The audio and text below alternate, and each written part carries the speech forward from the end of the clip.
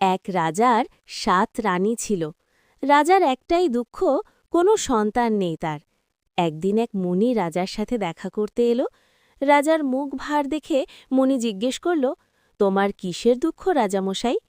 রাজা বলল, আমার রাজ্য ধন সম্পত্তি সব আছে, কিন্তু আমার কোনো সন্তান নেই।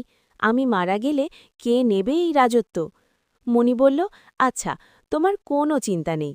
কাল ভোরে উঠে উত্তরের দিকে জঙ্গলে গিয়ে একটা ছোট পুকুরের ধারে একটি আম গাছ রয়েছে, সেই আম গাছ থেকে ৭টি আম এনে তোমার ৭ রানীকে বেটে খাইয়ে দিলেই তোমার ৭টি পুত্র সন্তানের জন্ম হবে। কিন্তু খবরদার, আম নিয়ে আসার সময় পিছন ফিরে তাকিও না যেন। এই বলে মুনি চলে গেলেন। রাত পেরিয়ে ভোর হল।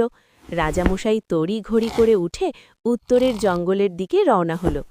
অনেকটা পথ হাঁটার পর সে একটা ছোট পুকুর দেখতে পেল, যার ধারে একটি আম গাছে ৭টি আম ঝুলছে। রাজামশাই মনে মনে ভাবল, আগে আমি বহুবার এ জঙ্গলে শিকার করতে এসেছি, কিন্তু এ গাছ কখনো দেখিনি। যাই হোক, গাছে উঠে ৭টি আম পেড়ে রাজমশাই হাঁটতে শুরু করলেন।